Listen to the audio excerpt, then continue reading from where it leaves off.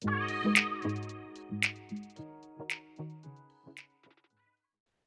Bronze Medal Moms. Last week, we tackled the pros and cons of New Year's resolutions. You know, the dreams, the pressure, and the abandoned gym memberships. Oh, and this week, listen, we are leveling up. We are talking to life coach Leigh Gall all about finally shutting down that annoying inner critic who keeps knocking us down and kicking imposter syndrome to the curb. It's inspiring, it's honest, and it's the perfect way to kick off the year Bronze Medal Mom style. So let's go, moms.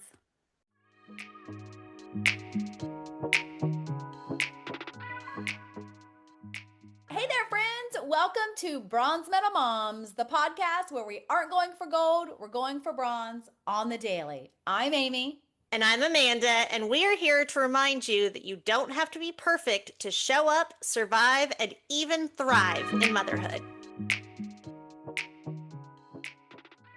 Hello, Bronze Medal Moms. We are back and still starting the year 2026 strong, or, strongish, like the energy you have after 2 cups of coffee and a single uninterrupted shower. Yes, I'm hopeful for lots of uninterrupted showers in 2026. But today we have someone who actually knows what she's talking about, our fabulous friend who is also a speaker and coach, Leigh Gall. Yes, Leigh Gall is one of my sweet high school friends and is one of those magical humans who helps women, especially moms, quiet the inner critic, fight imposter syndrome, and basically stop letting that little troll voice inside your head run the show. Oh my goodness. Welcome, Leigh. I am so excited you are here. Oh, I am so happy to be here. Thanks for having me. And I am so excited that I get to be here to kick off the new year and get everybody going strong. And, Yay! So, yeah. okay, first off, give us some little background. Like before we start solving all the world's problems, tell our Bronze Little Moms a bit about yourself, like hubby, kids, chaos level at your home. What made you jump into the world of coaching, that kind of thing? Yeah, well, we'll definitely be solving all the world's problems. So I'm glad that you teed that up. So my name is Leigh. As Amanda knows, I grew up in Plano and we went to high school together. And since then, I am married to someone from Austin, actually, originally, but Oh, how funny! here now. And he is a firefighter. So that adds a different level of complexity to scheduling. And for those listeners out there that are first responder wives, they will totally get it. It is a wacky life. So he's a battalion chief in Frisco, Texas. And I've got two kiddos. I've got one that's 15 and 9. So that means I've got a sophomore in high school and a fourth grader, and both boys. And they both have this long hair. They have this long blonde hair. And we, as a family, always get comments, out and about because somebody described them as Nordic gods one time. So that's just a fun visual for anybody that's trying to imagine what these little boys look like. And Leigh has blonde hair. I could see the I Nordic can thing see, yeah. going. Yeah, they have gorgeous hair that just flows in the wind. So I'm as a mom, it takes a lot to go through the growing out process for a boy. And you're like, okay, I'm just gonna bite my tongue. I'm not gonna force any haircuts. They do them. But they really stuck to it. Looks really good now.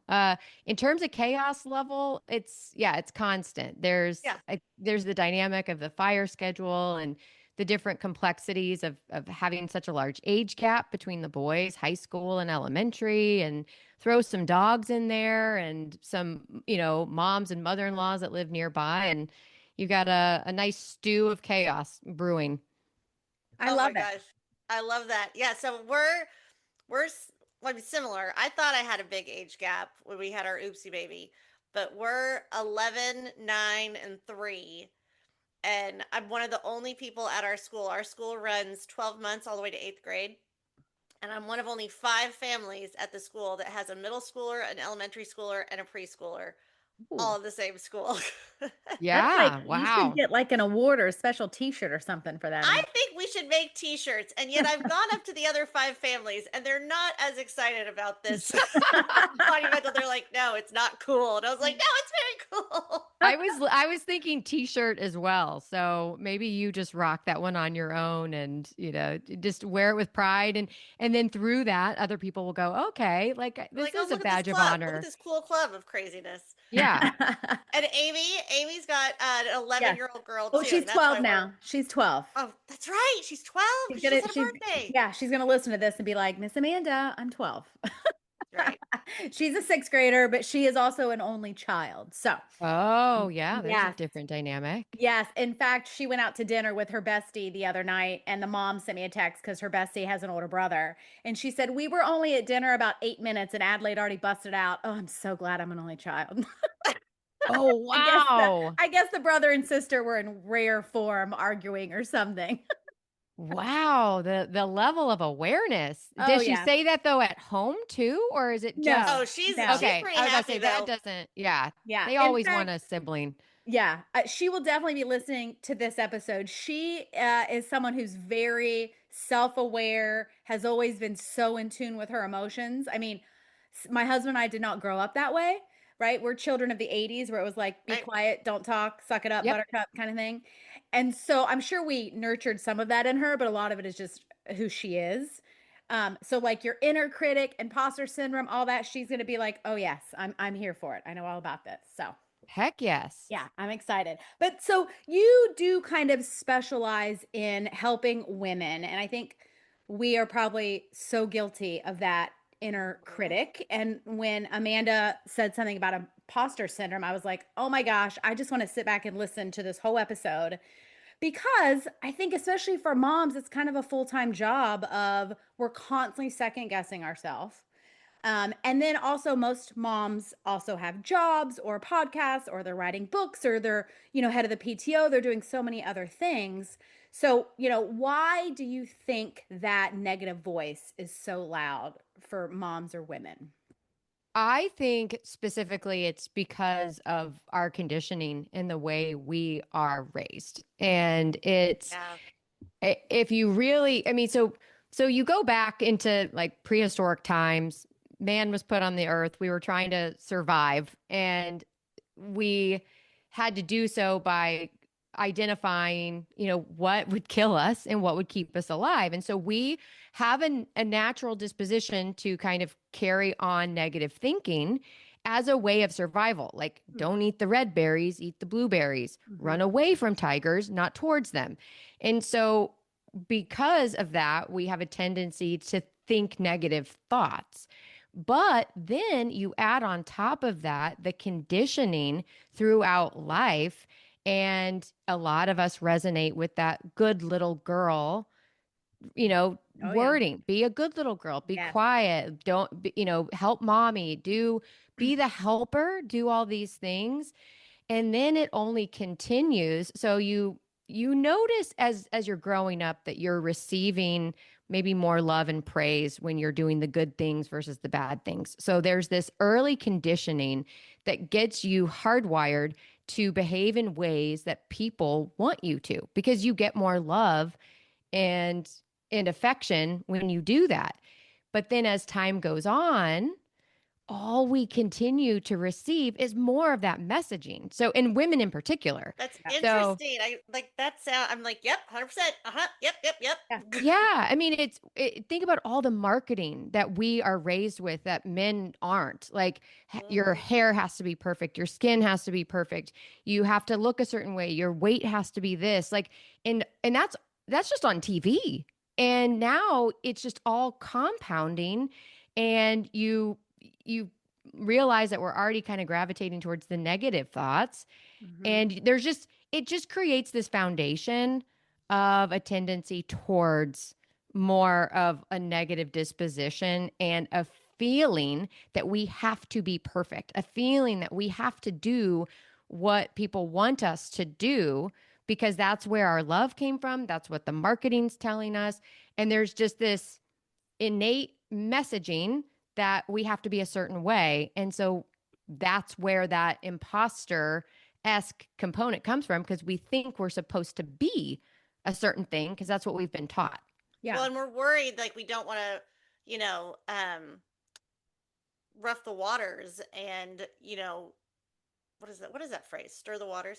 We're just confrontation. Hot. We're Yeah. confrontation avoidant Yeah, because exactly. as And so little you're like, well, if girls, I you're do not this supposed to. good Yeah. Yep. and I do this well. So this is so the imposter syndrome, I actually think of that more as a work for ethic other than the mom side for me.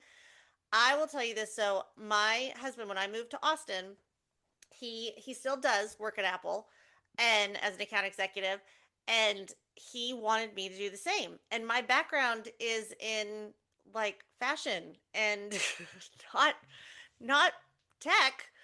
And but he really, really wanted, he's like, no, you've got an MBA. You're going to be great. It's going to be awesome.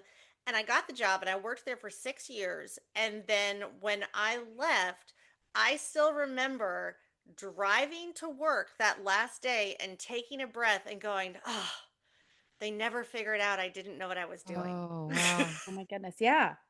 And Yeah. it Oh, was I just this got relief chills. of like, I don't have to fake it anymore because I didn't know. Because I didn't, I mean, I still fired at my job, but it was this huge imposter syndrome that I didn't realize I was doing every single For day Yeah. Oh 6 years. my for My goodness. six heart breaks years. for you. Like the I know. pain.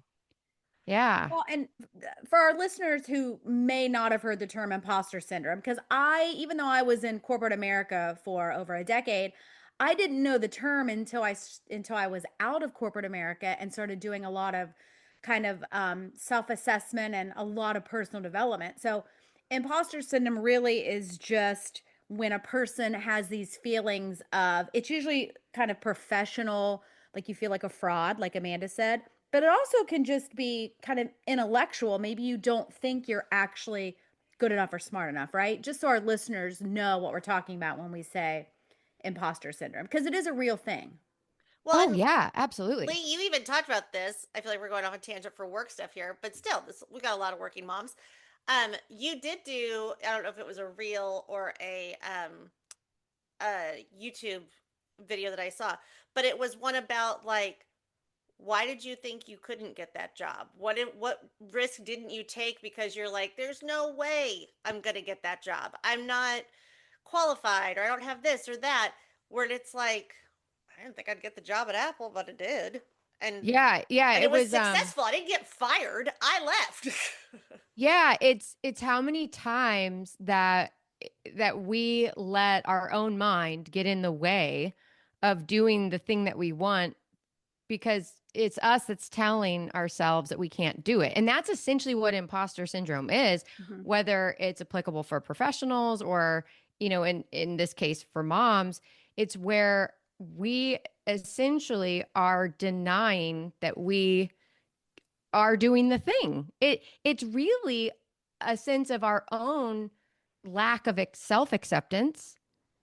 I mean, Mm-hmm. that's it. That's the root of it. That's the root is when we inherently don't believe that we are capable of doing that thing. And for in your case, it was that particular role and you never felt comfortable in it, but as moms, we this is extremely real because we don't get a guidebook when you become a mom. Like we are all figuring this out for the first time. I mean, literally, if it's your first child, yes. But even if it's your fifth child, that is the first time that you've had five children and Right. that with that personality and this dynamic, everything is a first time. And it's a very real feeling to feel overwhelmed and be like, well, how do they do it with five kids? And constantly feel like you're having to catch up. Do you know, I remember, so I thought it was such a blessing when I found out I was pregnant with the oopsie baby and panicked. I remember seeing a really good friend of mine, Kimbra. She ended up having the exact same separation in her age gaps, that she had girl, boy, girl. And when I was pregnant, her oopsie baby was in like the fours or something. So there was, she'd already been doing it for several years. And I remember she was one of the first people I told I was pregnant because I was watching her play with her oopsie baby. And I was like, well, she doesn't look like she's dying. Look how happy she looks. And I told her, and she's like, girl, it's a lot, but you're going to be fine. And I was like, okay. Aw. But yeah, the imposter syndrome is real. Like, for especially for moms, some days I feel like I'm crushing it, and other days I'm Googling, is cereal a complete dinner?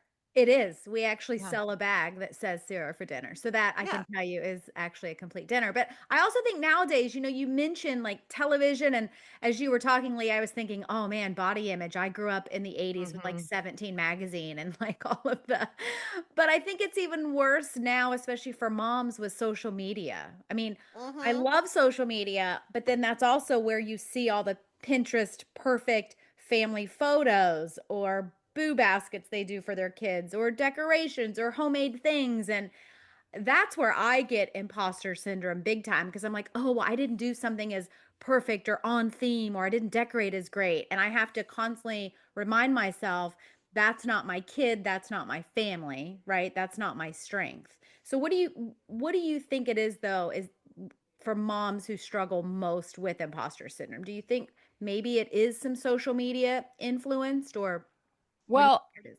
I can't speak for everybody because I know everybody's in a different situation. I Yeah. can say that I think social media is extremely unhealthy for for people that have imposter syndrome. And I mean, just kind of in general, I do like to stay off of it with the Mhm. exception of I do post because that's part of how you grow a business. And like And Yeah. it if is how you're social these days. you You're have much to more feed the social. beast and then Yeah. I drop a post and then I get the hell out of there because I'm Yeah. like Yeah. if I find myself scrolling I know that I will make those unhealthy comparisons Mhm. and hold myself to standards that either A aren't applicable to me or B actually don't really align with my values. Yes. And that's kind of an interesting thought is as you're scrolling, you just get kind of hooked in and very rarely do we ask ourselves, does this align with my values? Does this align with me? And you don't because you're just stuck you're Mhm. stuck in this kind of zombie like state. And so I can't say that social media is feeding or is the reason behind imposter syndrome, but I can definitely tell you that it's making it worse. In terms of I think where it comes from inherently, it is essentially part of everybody's conditioning and whatever factor that is because we all grow up different where there's a point where you kind of lose trust in yourself. And I mean that's really kind of the basis of it is what in your where in your life did you kind of potentially lose some trust in your own abilities or lose trust of your values and what you align with. And so often we get into friends groups and then we're hanging out with them every Friday night or whatever, and then before you know it, you're aligning with them and then you're keeping up with the collective only to realize that maybe those don't all align with you individually. Or maybe it's your mom. Like maybe you're trying to replicate her. Mhm. And or your mother-in-law or there's some figure in your life that you hold as a gold standard that you are trying to keep up with. Often it's an influence whether it's a friend group, a role model like a mom or a social media that is doing things in a way that make you feel less qualified or secure about your decisions and more feeling like you're supposed to be doing what they are because you have this mindset that I'm supposed to be something because that's part of what the conditioning has told us.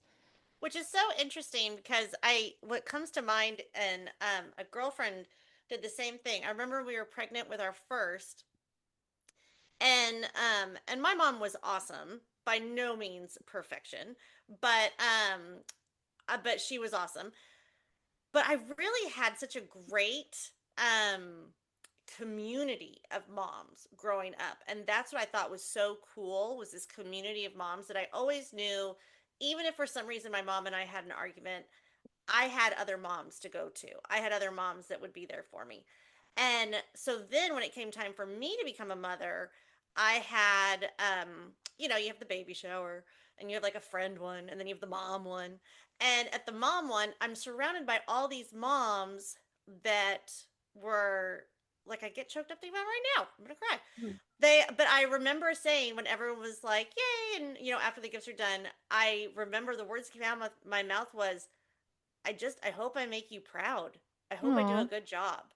And the funny thing was, a girlfriend of mine said the exact same thing at hers and started crying too because she was like, it was just such a great group of women. I just want to do the same. I want that same thing for my daughter to Oh. have that community.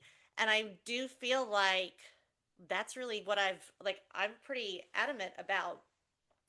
Rue has very strong godmothers. They're not for like a religious aspect, but more like a friend that I trust to tell her not to go get the tattoo or to tell me that she got the piercing or whatever and be like, it's fine. I trust their judgment. And so I feel like that's such an interesting thing of that's the level that's who I think I'm trying to measure up to. Well, I love that. The other thing I think we talk a lot about, and actually one of the reasons we started the podcast is to let other women, especially Mhm. moms, know that actually nobody is perfect, right? And No. and it's hard. And I can remember being pregnant and having a newborn, and there were some things I'm like, wait, nobody told me about that. Why does nobody talk about that you might poop on the table when you have birth? Like nobody talks about the real stuff. And especially as kids start school, sometimes you have moms that I'm like, listen, we're all just wiping butts trying to survive. Why are we acting like everything is perfect and rainbows and unicorns? Not that it is all hard, but we just like to be realistic.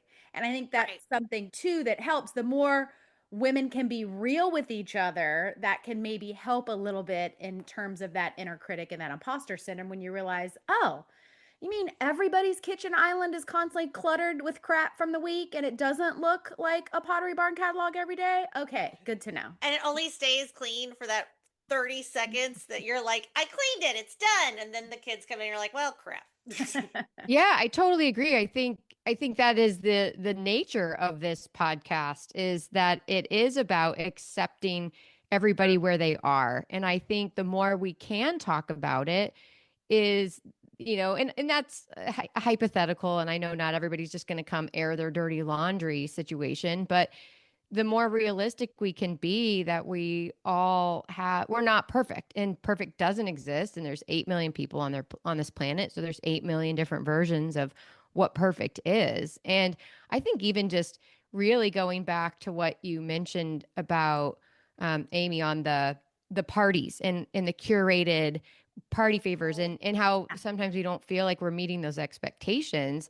It does go back to kind of full circle moment of what are your values. And Amanda, if your values are creating a support system and not curating perfect birthday parties, then you hold on to that, and that is what aligns with you, because a perfectly curated birthday party does not equal a child that's well-rounded when they grow up. That is a fun birthday party and that is cool pictures, but at the end of the day, I think the thing that we all have to come back to and remind ourselves as moms is not only that we're doing the best we can, but it's with the most pure intentions of loving our children. And the thing that we can do more than anything to ensure a healthy, child grows into an adult is to love them unconditionally and to give them your full attention, and to show them that who they are inside and out is the most important thing to you, and not what they're wearing and not what their grades are and not how they did at the soccer game.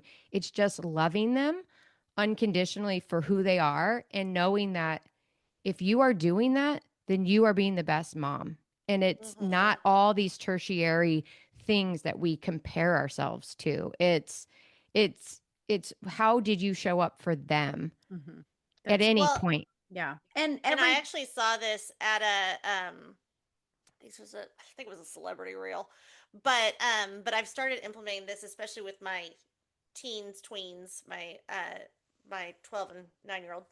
um, they they were saying that like if the TV is on, if I'm on my phone, something like that, like they put the phone down. If the kid comes up, they put the phone down and look the kid in the eye, or they pause the TV and look the kid in the eye because they want them to know that whomever they choose to spend their life with needs to also give them that attention. They're not going to half-ass listen to them while they're watching TV. And again, not perfection, or Yeah. perfection is not the goal here. You're going to mess up, but it's the idea of being very intentional of giving them the attention they deserve instead of making it an afterthought because I'm busy trying to organize, whatever event, school event, party event, Yeah. like gift exchange thing, whatever it is. Yeah. Yeah. When I So what like are some like specific steps that you like if a mom's listening right now, what is something that they could do today to try and silence that inner critic? oh yeah. So there are, I mean, there's a lot of steps, but I'm trying to think the easiest way is, I mean, really how I teach people is it's it's understanding. It's really having that first level of awareness that I mentioned at the beginning of our conversation, just knowing that these feelings are there because we were taught to feel that way. It's we're not broken. We might feel a little insecure, but know that that's not because you're messed up or anything, but you have these conditionings and these things in your brain and this anxiety that's that's told you to feel this way. So it's there. So now you have to know it's there. And then you have to silence it, and you have to kind of say, okay, this is not these are not thoughts I want to think, and I'm aware that I'm thinking this, and those really are are not from a place of good intention, right? Like just Well, and because I'm sometimes looking. I feel like they're so off the wall that it's easy to silence just by saying like, That was Amanda, you know stupid. that's not true. You know that's not true. Yeah. Right, right. But some people though can't. And so if I think having that awareness and saying, okay, that's not true. But then the next step is also, does that align with my values? Is that something that I want to do today? Do I want to curate a Little Mermaid birthday party like in the next week? And really come back to understanding what it is that aligns with you, and am I feeling these intentions from the right place, or are they just becoming noise that are distracting me because so and so has a golf cart and I think I need to have a golf cart so my kid can, just stupid Yeah. stuff. I secretly And want a golf cart But, in the yeah, but yeah, who vision. doesn't want a I golf cart? know, but I love that you keep connecting it back to your values because we talk a Yes. lot about like there are gold medal moms and we love them. They want to curate that perfect Little Mermaid birthday party, but We that aligns celebrate them. right, but that aligns with their values. So I think that's such a good point and kind of not something I really thought about before. And I Yeah, love thinking because about that, like with your values of like, really, what kind of mom do I want to be? I think that's yeah, perfect. you have to be very intentional, and Yeah. that's how you silence that critic, because that's when it's more easy for you to identify when you're going after things that are not rooted or grounded in the right place. And then at the end of the day, this is my motto is I I say everybody has to have their own back. Have your own back. This is the answer to so much of the pain that we inflict upon ourselves, is that at at the end of it all, you have to have your own back, in that I made a choice and I trust myself that I made it with the best intentions. So I didn't go do the Little Mermaid birthday party, or no, I didn't go buy the golf cart, but that's because it didn't align with my values, and I stand in the choice I've made. Because if you start questioning the decisions that you make, you're back at square one. The Mhm. same feelings that you had that were creating the imposter syndrome then become the rumination of, did I make the right choice? Did I decide right? Like, how many times have we decided things in our lives and then we hem and haw over it, only to find out that's the same voice? So after you've made your choice, you have to stand in it and know that I can trust the choice I made. This is why I made it. and you stand in that. And so that's really the secret, is at the end of it all, you have to have your own back. I love Love that. that. Yeah. Well, and really, we talk about this. Like our key phrase is always lower the bar, ladies. Quit being so hard on yourselves. Lower the Yep. bar. But excuse me, I had my boss tell me actually at this Apple job that whenever we would do our annual reviews, he said, put the stats in there because it was sales. He said, but I will tell you, nobody will celebrate you more than yourself. And every year he had to tell me like, wow, you really celebrated yourself a lot here, didn't you? And I was like, yeah, I did because I'm awesome. Good. Yes, that's it. Yeah. But I do think also like I love that you're talking about your values and like the kind of parent you want to be because I think that there is also this little like our generation now is pro therapy. Pro therapy is great for you. Therapy is good for everyone. Therapy does not mean you have a problem. Therapy means you're working on yourself. The way we grew up, not pro therapy. So I feel like even there's this little thing with our parenting of like, oh my gosh, did I just do that with my kid? That's going to send them to therapy. But the truth is, they're going to be in therapy anyway. Oh, absolutely. But now Give we're yourself a more break. aware of it. And now Yeah. we're like, I mean, both of my kids are in therapy, like already. Like Yeah. that's health. Like It's I got a healthy. 15 and Break. It's 9-year-old. good. Yeah. I'm taking my 9-year-old to his appointment this afternoon. Yeah. And but that's, oh God, I wish we had had that when we were Oh, younger. Oh right. my gosh. To have the awareness of our feelings and that we're valid, because we were Yes. told to shut up, right? Right. Like Mhm. Right. you're a kid, you have no voice. Mm-hmm. They're humans too. And so the quicker we can empower them to feel a sense of confidence and trust themselves because they made a decision.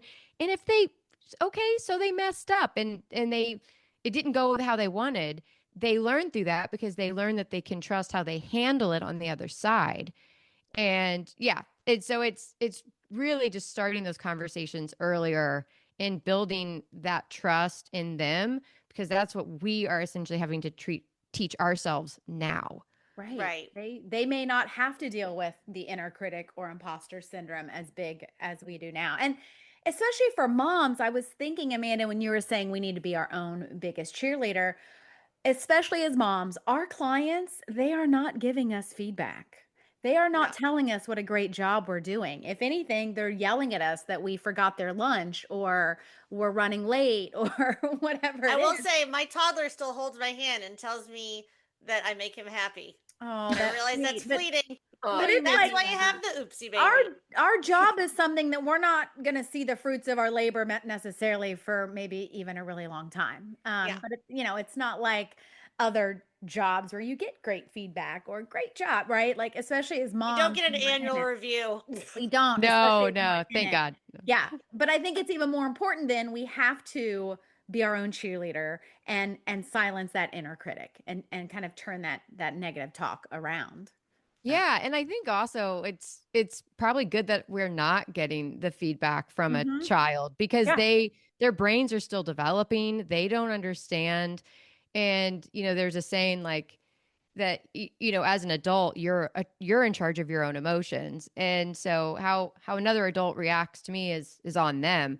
But Mhm. that's not applicable for a child because their brains are still developing. And maybe that's why this whole thing works the way it does, because we have to be resilient and know that we are grounded in our intentions, and that they are still learning, and we're part of that development to make them well-rounded. Yeah.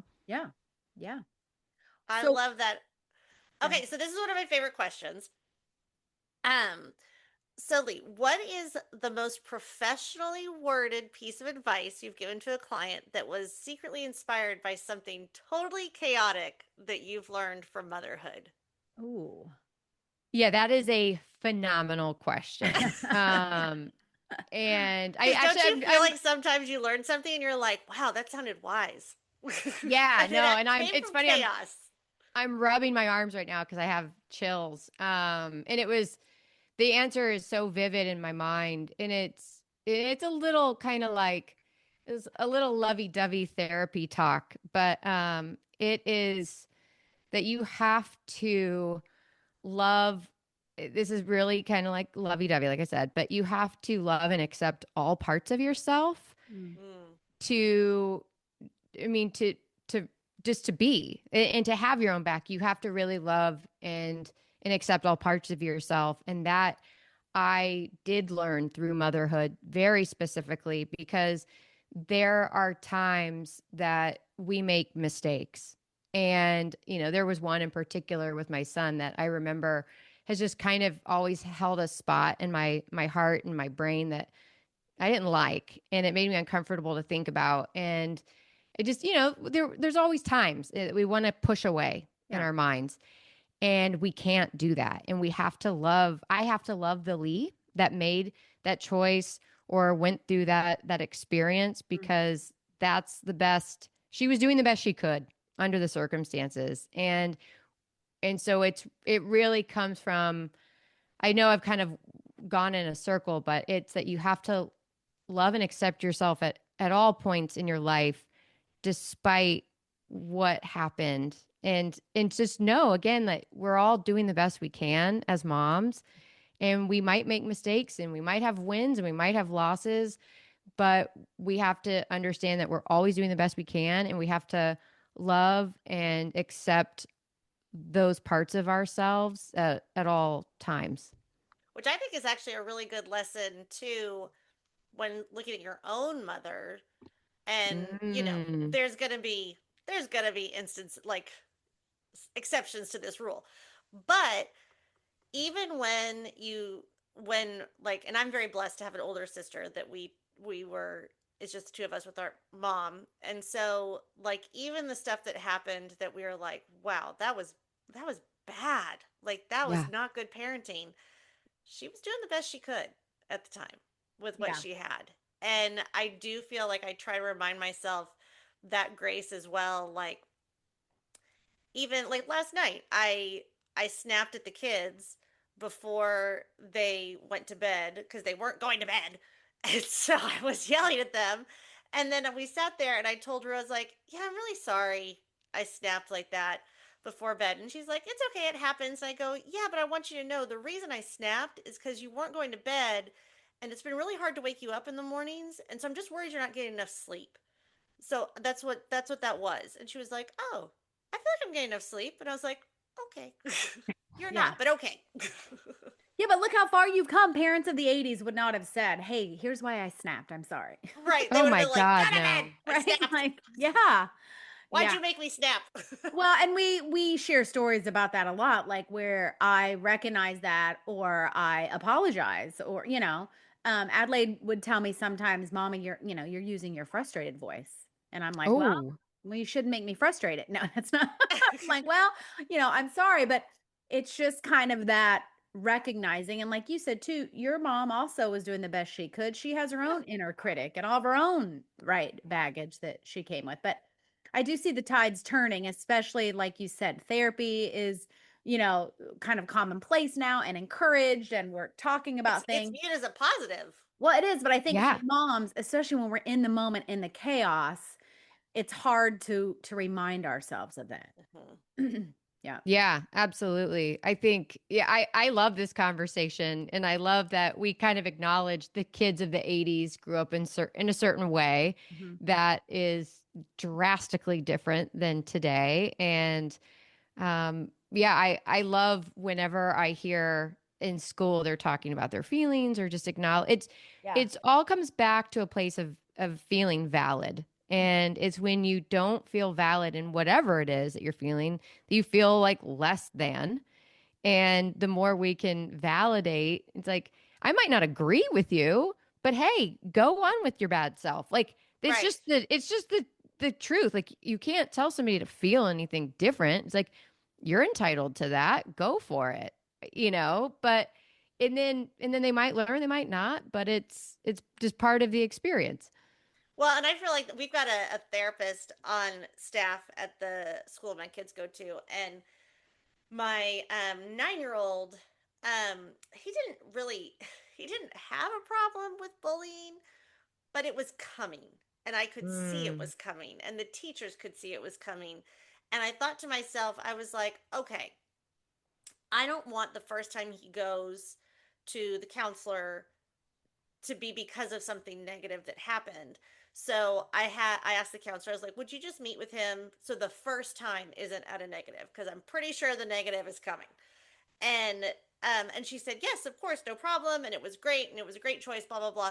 But the funny thing was, Rue got wind of it, and she's like, well, why did Roger get to go meet with her?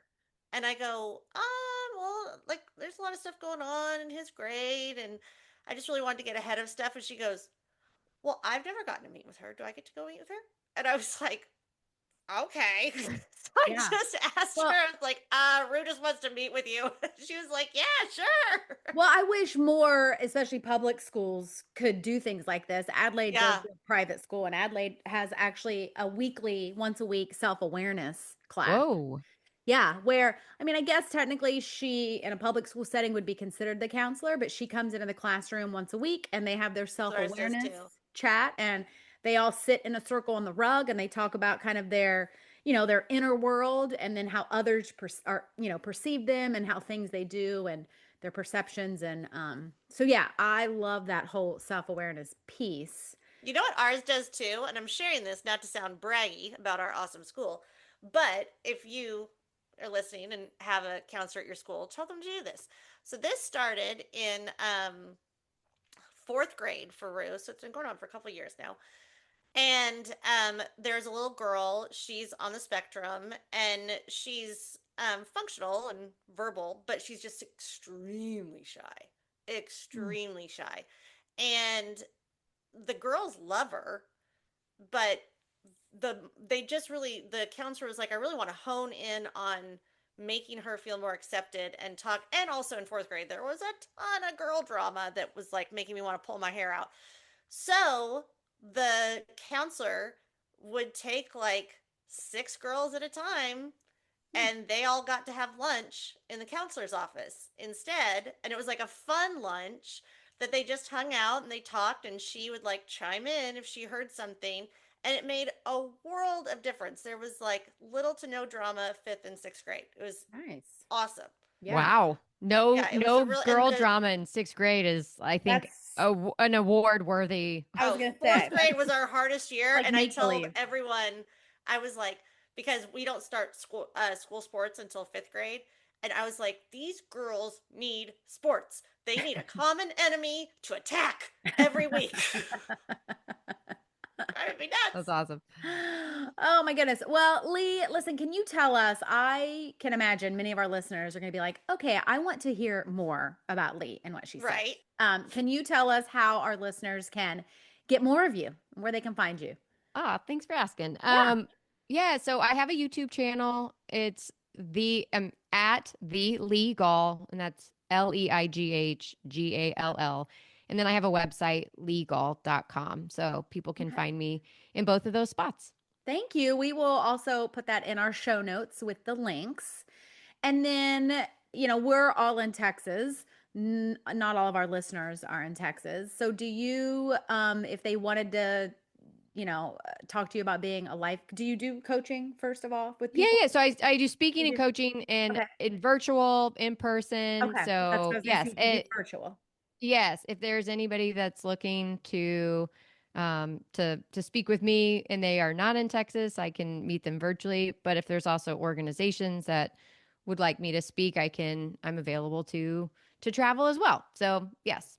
I We love do that. have, we're worldwide. Amy and I are really impressed with ourselves. We found out like a month ago that we're worldwide. We Oh did. wow. We have some listeners in Japan, which Yeah, very- Japan and Europe, Europe. and Yeah. Oh my God, way to I know we're go. really Oh, excited. isn't that So fun? hi, Japan is on Europe. the Hi, top of my Japan. family's bucket list. Like Yes. that's like we want to go there Same. so bad. Same, same, same. Yes. Well, Leigh, this was amazing. Thank you so much for bringing some wisdom, some humor, and some real life mom survival skills to kick off this year. Oh, Yes. absolutely. Bronze medal style. That's what I love about it. You know, when we started this podcast, bronze medal, we were like, yes, that's it. We love our kids. We're still on the podium, but we're Still not made it. we still made it. We're not going for perfection. And I think you just kind of, you know, help us hit that home. So, but Bronze Medal Moms 2026 is in full swing. So go out and be your loud, proud, imperfect, and unstoppable selves. All right. And maybe put on real pants or don't. I don't know. It's a journey. Bye, friends. Thank you, Leigh. Thanks, Leigh. Thank Bye, you. guys. Bye. Thanks for listening to our moms on Bronze Medal Moms. Don't forget to subscribe, share with your friends, and leave us a review. We'd love to hear from you. See you soon.